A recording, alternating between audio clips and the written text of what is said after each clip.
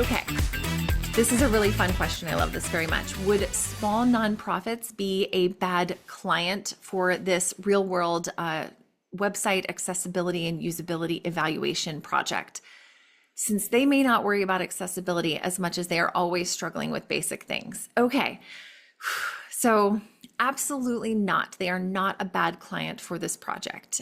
What is really helpful, there's a couple things to keep in mind here. So the nonprofits, yes, in a lot of instances, nonprofits are in fact constantly looking for money. That is literally the entire point. The nonprofit is the goal is to make the money and then spend it on the services and the people that they're supporting with their organization. So they're, yes, constantly on the lookout for money, but keep in mind that if they are a successful nonprofit, they do in fact have money to spend on things such as making sure that they're meeting their constituents or the people that they serve, their audience, their needs. So they also do need an accessible website. And I don't know that there's going to be any like legal regulations or repercussions for not having an accessible website as a small nonprofit.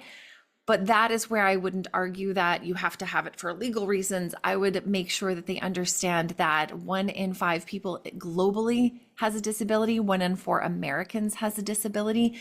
Globally, 1.3 billion with a B billion people have a disability. And again, I will always give credit to Treg Frank, but that is a market the size of China. So if you're not serving 15% of the world, according to the World Health Organization, the WHO, if you're not serving those folks with accessibilities, then you are missing out on 15-ish%. And again, depending on the nonprofit, like what they're doing, how they're serving folks, they might be missing out on serving more of their people. So absolutely, those are great potential clients.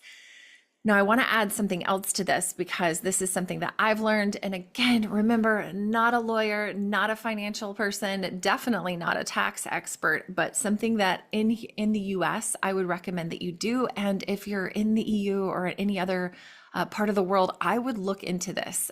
Just at the very least, ask some questions. But I understand that I can make tax deductible donations of my services and my time. So you can use the language. I want to make sure that I read this correctly. You could reach out to this nonprofit that could be a potential customer and say, I would like to do a website evaluation as an in-kind donation. An in-kind donation is a really specific tax term. And once you provide that service, you basically get a receipt that says you create a receipt and they acknowledge that you have it, but you say, my services are worth this many dollars and this is how much money that I have officially donated to your organization as a result of providing these services. Probably doing a terrible job explaining this. Again, not a tax expert, but basically you're donating the evaluation, which is tax deductible for you.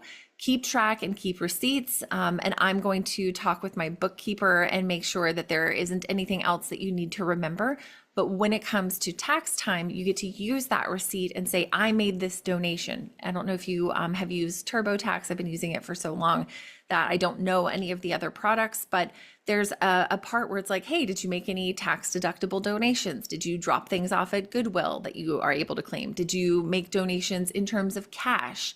And also, did you make in-kind donations? And that reduces your tax burden. It doesn't take money off if you owe something, but it does reduce, like all those fancy calculations in the back end, it does reduce the amount of taxes that you need to pay because of that in-kind donation. So theoretically, you could improve your tax situation by doing a number of these for free, getting those in-kind donation receipts, and then logging those on your taxes. Meanwhile, you've got all of those projects with those nonprofits that are case studies in your portfolio. So it is a win-win-win.